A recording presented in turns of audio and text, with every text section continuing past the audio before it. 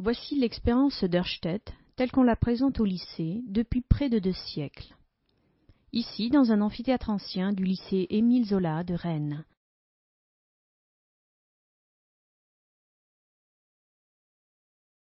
Cette expérience a montré pour la première fois, en 1820, une interaction entre un courant électrique et un aimant.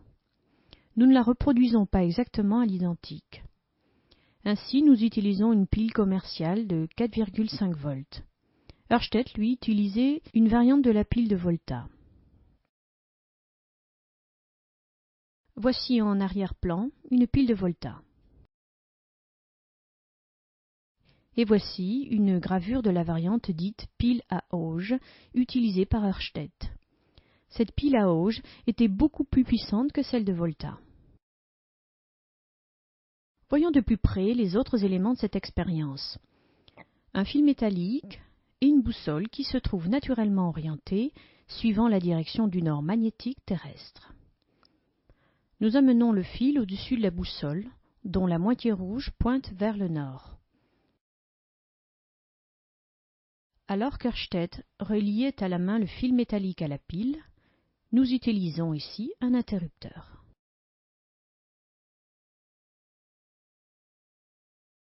Appuyons sur l'interrupteur. On voit la boussole dévier et osciller jusqu'à prendre une nouvelle position d'équilibre. Le passage de l'électricité dans le fil conducteur agit donc sur un aimant.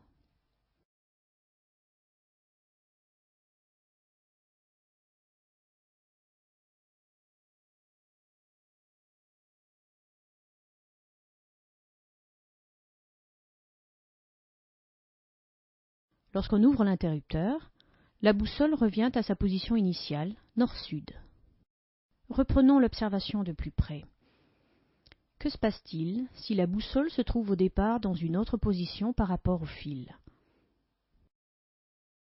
Si l'on place la boussole toujours parallèlement au fil, mais dans le même plan horizontal, on n'observe aucune déviation.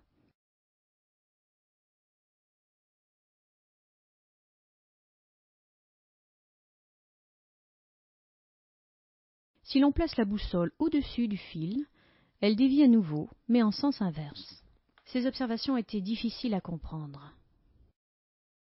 Ørsted parvient à les interpréter en imaginant un effet magnétique en spirale autour du fil, comme une sorte de tourbillon qui entraînerait la boussole. Cette question est aussitôt reprise par Ampère. Il précise d'abord que la direction de la boussole résulte d'un compromis entre 2 effets magnétiques, celui dû au magnétisme terrestre et celui qui est dû au fil conducteur.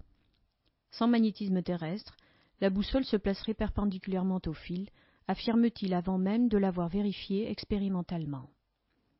C'est avec Ampère qu'apparaît pour la première fois un concept nouveau, celui de courant électrique. En effet, jusque-là, on pensait généralement qu'il se produisait une série de décharges de la pile à travers le fil conducteur. Ampère s'attache à explorer les effets magnétiques tout au long du circuit et constate que la déviation de l'aiguille est la même en chaque point du fil. Mieux, si on place la boussole sur la pile, elle dévie pareillement. Aux yeux d'Ampère, cette déviation caractérise le quelque chose qui parcourt le circuit, y compris à l'intérieur de la pile. Ce quelque chose, il le nomme courant électrique, sans préciser sa nature. Il définit son sens par une convention restée en usage jusqu'à nos jours. À l'extérieur de la pile, le courant va de son pôle plus à son pôle moins. Et il propose alors son célèbre observateur pour relier sens du courant et déviation de l'aiguille. Conformément à ses instructions, nous avons découpé un bonhomme en papier, vu ici de dos, que nous disposons sur le conducteur rectiligne. Le courant électrique entre par ses pieds et sort par sa tête, et le bonhomme regarde vers la boussole. Dans ces conditions, dit Ampère, le pôle nord de la boussole dévie du côté indiqué par le bras gauche du bonhomme. Ampère propose encore d'évaluer l'intensité du courant par la déviation plus ou moins grande de l'aiguille, et baptise galvanomètre l'instrument dont il suggère le principe. Notre ampèremètre, fondé sur un principe voisin, montre que pour observer une déviation notable, il faut un courant de l'ordre de quelques ampères.